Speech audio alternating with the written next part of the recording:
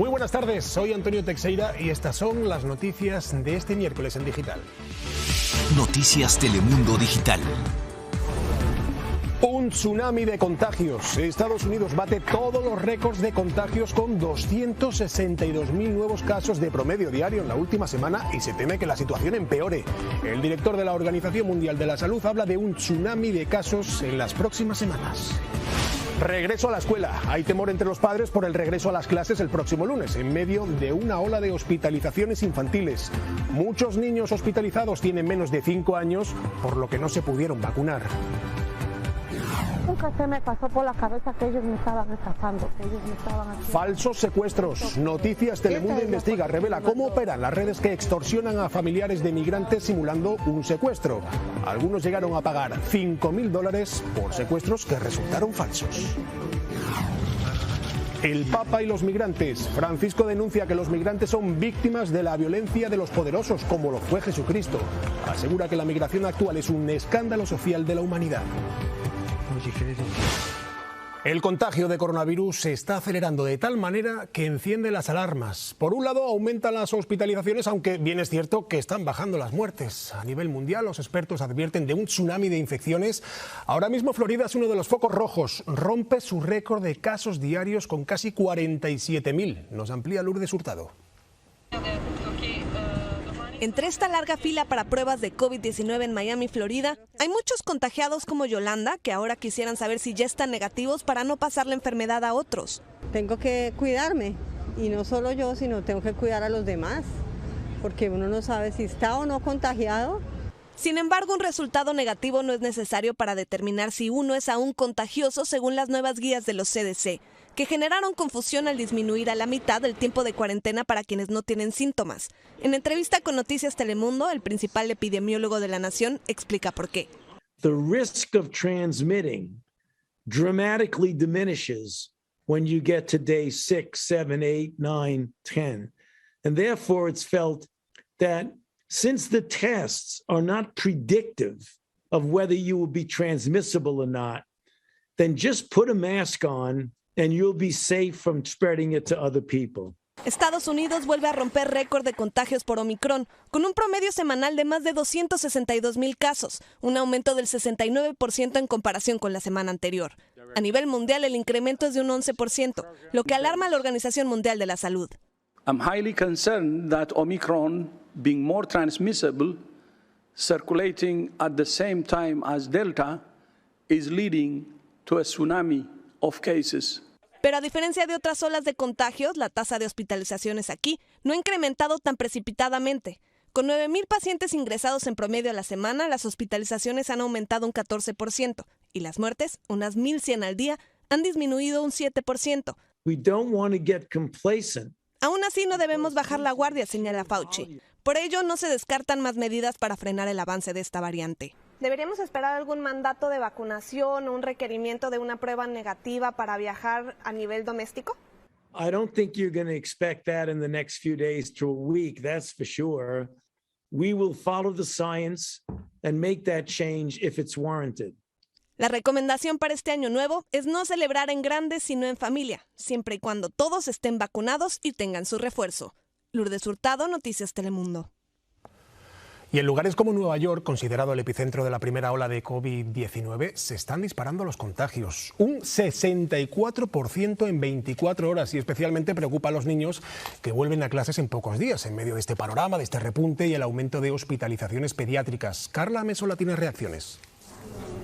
Preocupada por la salud de sus dos hijos, María Villar llegó esta mañana a una clínica pediátrica para realizarles la prueba del COVID-19. No sé si los niños lo tengan o no, porque estuvieron expuestos. Por eso quiero hacérsela para saber si lo envío el lunes o no a la escuela.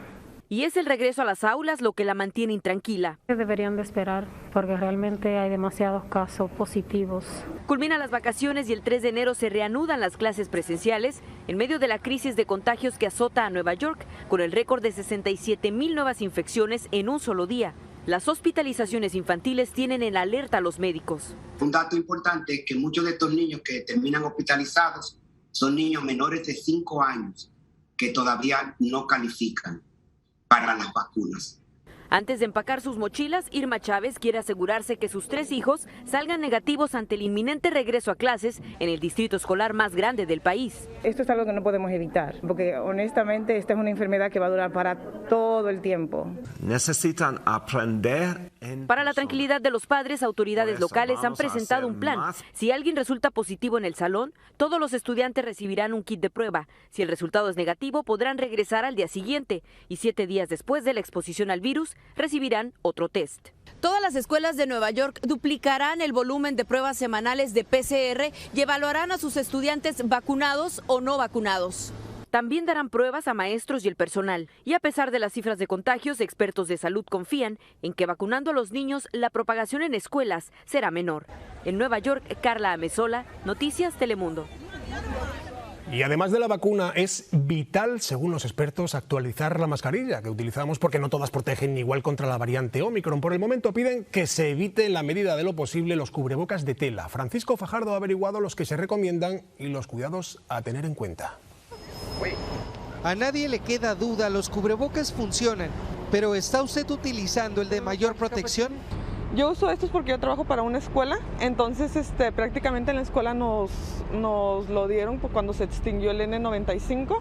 Ante la variante Omicron más contagiosa, los expertos recomiendan obtener una mascarilla más segura. Y sí, las N95, KN95 y las KF94 son las de mejor ajuste y menor filtración.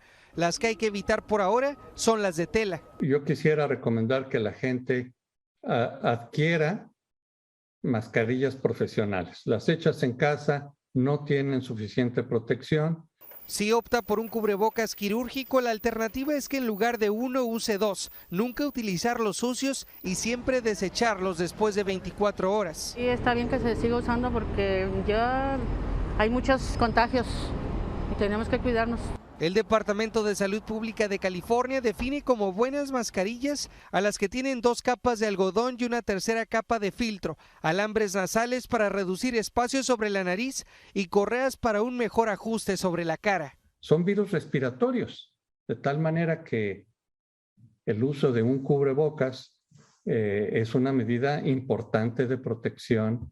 Mientras, estados como California mantiene el mandato de uso obligatorio en todos los espacios públicos cerrados hasta el 15 de enero. Y anda mucha gente sin cubrebocas y uno se preocupa porque uno se cuida y otra gente no. Expertos aseguran que la temporada pasada prácticamente no hubo casos de influenza, en gran parte porque la gente estaba más acostumbrada que hoy a utilizar el cubrebocas. En San Diego, California, Francisco Fajardo, Noticias Telemundo. Y en otras noticias, aumentó a 5 el número de muertos en una serie de tiroteos en Denver, Colorado, que además dejó a 2 personas heridas. 4 de las víctimas se encontraban en diferentes negocios de tatuajes. El pistolero conocía a la mayoría de manera personal o por negocio y, de acuerdo al diario Denver Post, publicó un libro en el 2018 relatando un ataque similar. Ahí incluso mencionó por su nombre a 2 personas que mató. La policía ya lo está investigando, lo había investigado en 2 ocasiones el año pasado, pero aún averiguan por qué cometió estos asesinatos que dejan destrozadas a tantas familias. Nadie necesita esa clase de armas, nadie, y no hay tantas personas que han fallecido debido a esas armas, no solo en México, sino acá en muchas partes del mundo, pero las armas, la industria de las armas empieza aquí. Los ataques comenzaron en el centro de Denver y terminaron en el área de Lakewood, donde el pistolero, que había mostrado ideas extremistas en las redes, fue abatido por la policía. Ghislaine Maxwell fue declarada culpable de reclutar jovencitas para que fueran abusadas sexualmente por Jeffrey Epstein. Luego de 6 días, deliberando, el jurado la encontró culpable de 5 de los 6 cargos, entre ellos explotación sexual de adolescentes, por los que enfrenta una pena de hasta 65 años en prisión. Varias víctimas la acusaron de ayudar a seducirlas y una testificó que incluso participó en sus encuentros íntimos con Epstein. La comunidad latina lamenta la muerte de uno de sus aliados en Washington. Estamos hablando del que fuera líder de la mayoría en el Senado, Harry Reid. El ex senador demócrata por Nevada fue uno de los principales impulsores del Dream Act en favor de los jóvenes soñadores. Abogó por un camino a la ciudadanía y otro tipo de medidas proinmigrantes, así como la aprobación del Obamacare. Harry Reid es un hombre que pasará a la historia como un titán del Senado, donde fue líder de la mayoría y donde hizo un gran beneficio para los trabajadores inmigrantes indocumentados, porque él siempre impulsó una reforma migratoria con un camino a la ciudadanía. Reed se retiró de la política en el año 2016 después de sufrir un accidente que afectó su vista. Falleció ayer, como decimos, tras una larga lucha contra el cáncer de páncreas. Tenía 82 años. Hoy el Papa Francisco se ha referido a la realidad de todos los migrantes como un escándalo social de la humanidad. El Santo Padre ha advertido durante su audiencia en el Vaticano que no podemos cerrar los ojos ante lo que viven las personas que huyen de sus países, buscando libertad, víctimas de la prepotencia y violencia de los poderosos, como lo fue Jesucristo, ha dicho. Ha pedido por ellos. Ci vuole una preghiera per tutti i migranti e tutti i perseguitati e tutti coloro che sono vittime di circostanze avverse. È una realtà, questa della migrazione di oggi, che non possiamo, davanti alla quale non possiamo chiudere gli occhi. È uno scandalo sociale dell'umanità.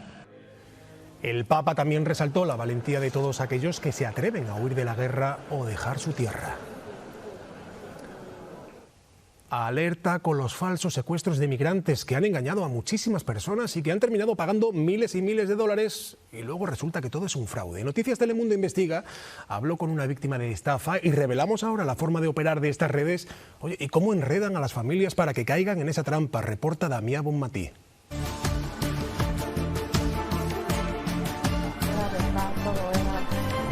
Era verdad, yo nunca pensé que ellos, nunca se me pasó por la cabeza que ellos me estaban estafando, que ellos me estaban haciendo esto, que una estafa, un robo.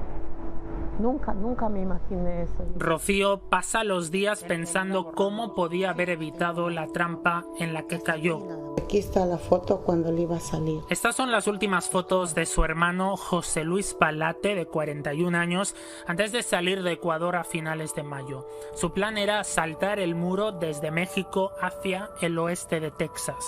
Casi a la 1 de la tarde, Vuelta nos llama, y a él agitado, ya desesperado de la calor, no tenía agua, no tenía nadie, y el teléfono dijo que ya estaba la carga bien poco. Ñaña, estoy perdido, me dice. Estoy perdido fue el último mensaje de José Luis a su hermana. Pensé.